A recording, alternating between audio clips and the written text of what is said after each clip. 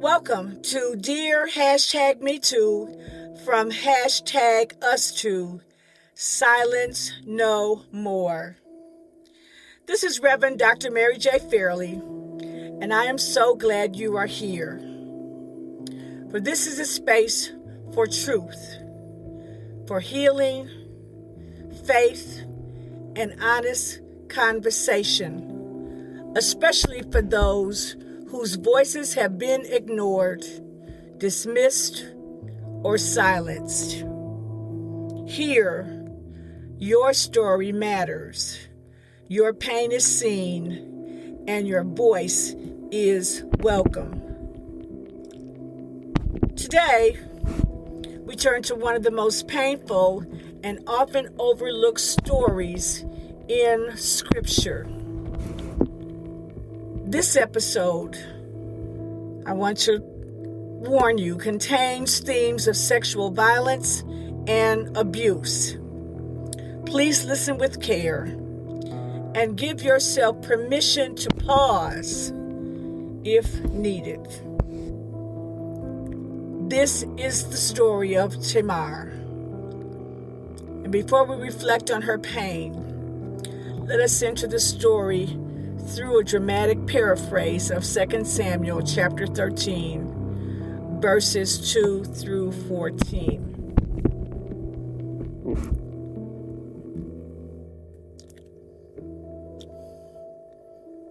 Amnon was consumed. His thoughts were twisted by desire, and day by day made himself sick over Tamar, his half-sister. She was innocent, untouched, protected, and because she was a virgin, he saw no easy way to get near her. But there was someone watching him. Oh, there's always someone watching.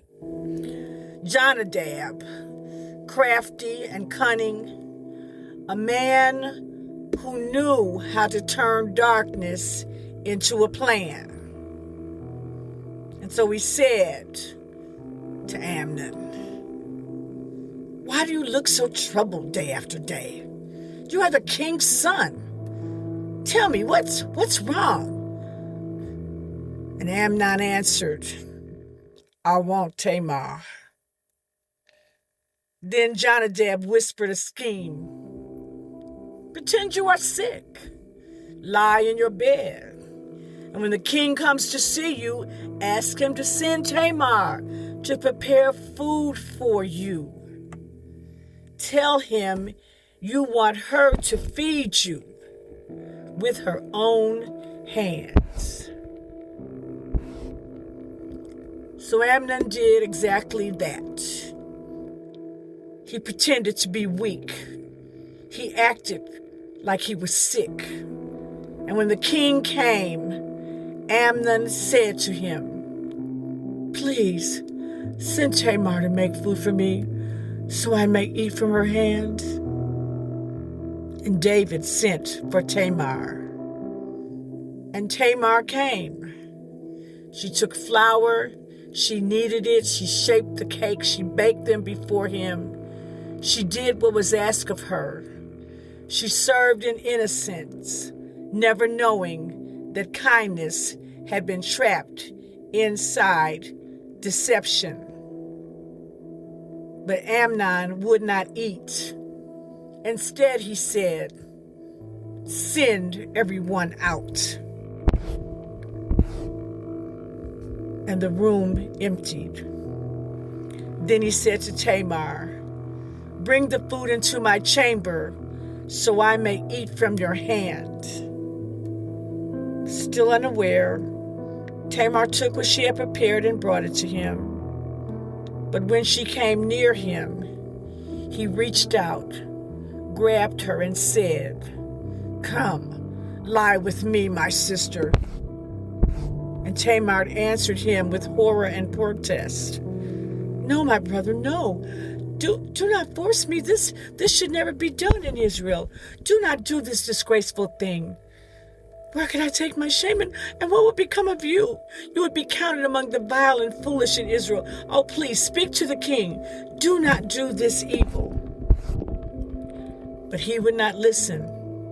He refused her voice. He ignored her pleas. He rejected her humanity. And because he was stronger than she was, he overpowered her and violated her.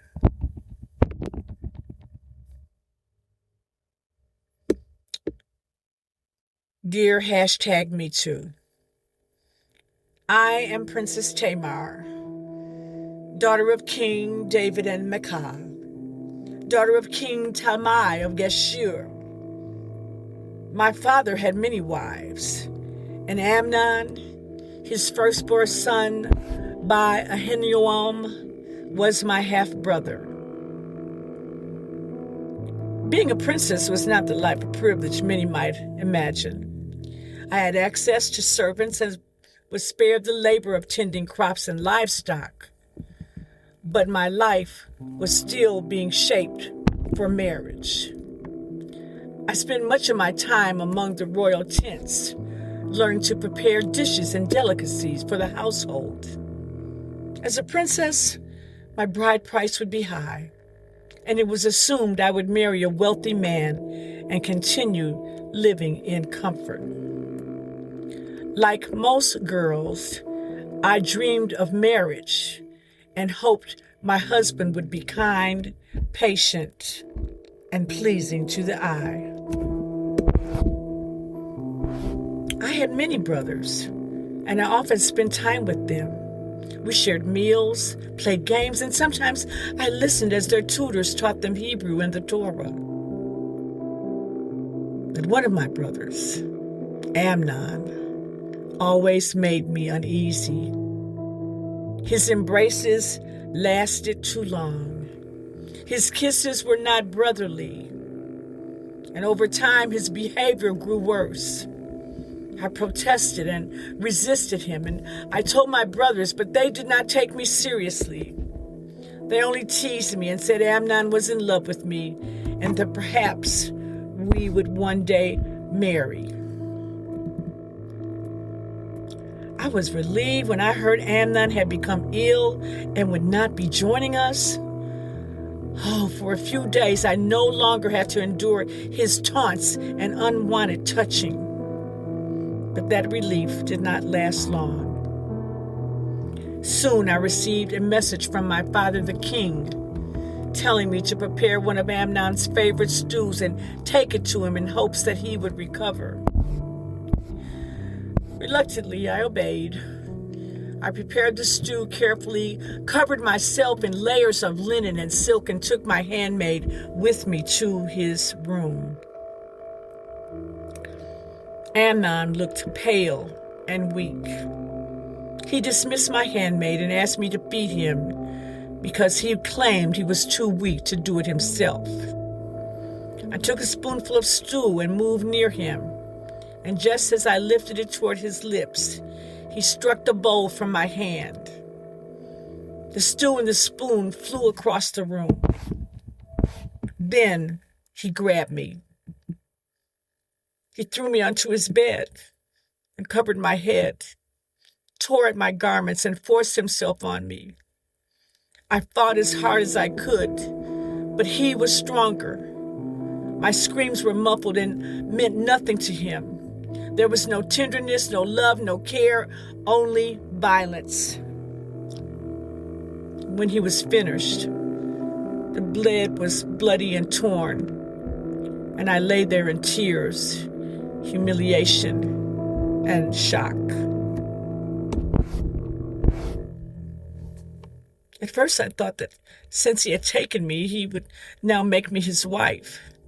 But instead he cursed me, screamed at me, and threw me out of his room, shouting that he would never marry someone like me. In that moment, I knew my life had changed forever. My virginity was gone. My honor in the eyes of society was destroyed. I believed no one would ever want me now. I believed my life was over. When my father, King David, and my brother Absalom heard what had happened, they were outraged. Absalom swore that Amnon would pay. My father tried to comfort me, but outrage could not undo what had been done to me, and comfort could not erase the shame I had been forced to carry. I was left with the pain, the silence, and the knowledge that though Amnon had violated me, I was the one now considered ruined.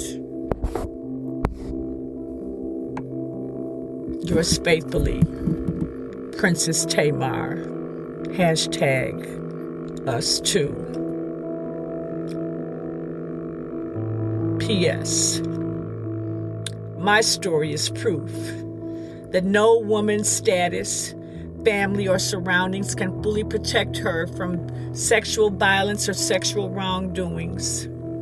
Abuse can happen even in palaces. Amnon never became king. For 2 years after he had attacked me, Absalom had him killed. And though my father was angry with Absalom for a long time, he eventually was restored to favor. But I was still left to live with the consequences of what was done to me, seen by others as damaged and unfit to be a wife.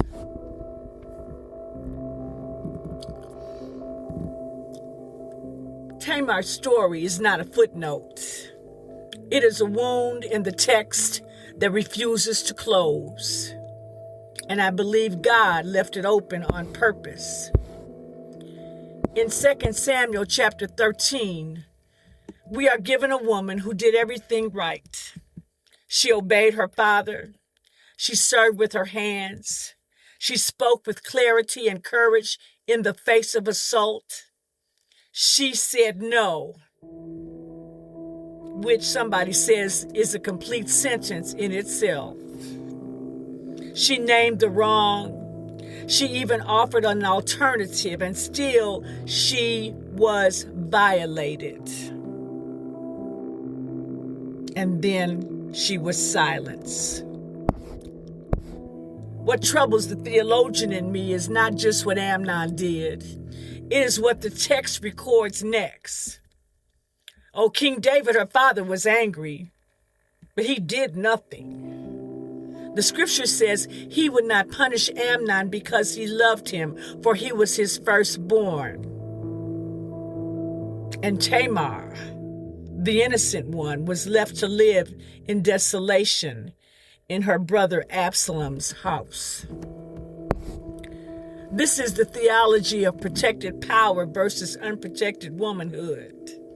Tamar had a father who was a king, brothers who were princes, a palace with walls, and none of it kept her safe because the danger was already inside the walls. The threat wore a familiar face, and it called her sister. The church, too, has often done what David did, been angry, but does nothing, protected the institution, protected the family name, protected the firstborn, while the Tamars sit in silence, desolate, waiting for someone to speak. But here is where the gospel breaks in. For the God of Scripture is not David. Our God does not love the perpetrator more than the wounded. The God revealed in Jesus Christ is the one who seeks the lost sheep, who heals the woman with the issue of blood, who stops the stoning, who sees Hagar in the wilderness and says, I see you. Oh, the God of the Bible has a long and holy history of finding the ones the powerful have discarded. Tamar was not forgotten by God, even when she was forgotten by her father, her brother, her culture, and her text. And neither are you. If you have been violated by someone in your family, your community, even your church, if you have been silenced by those who were supposed to protect you, I want you to hear this clearly.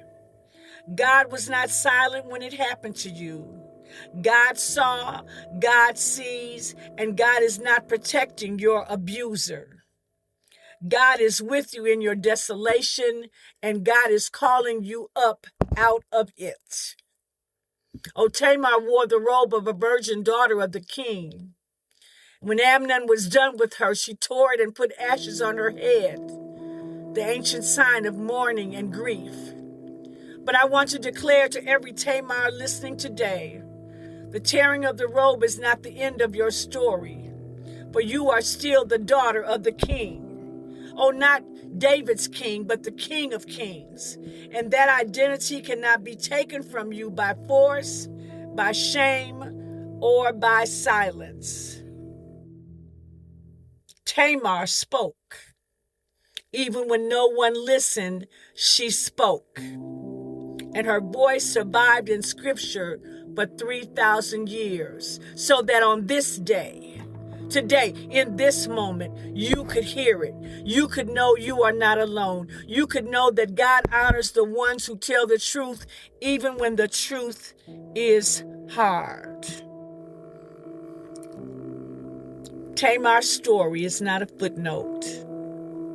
It is a wound in the text that she refuses to close, and I believe God left open on purpose.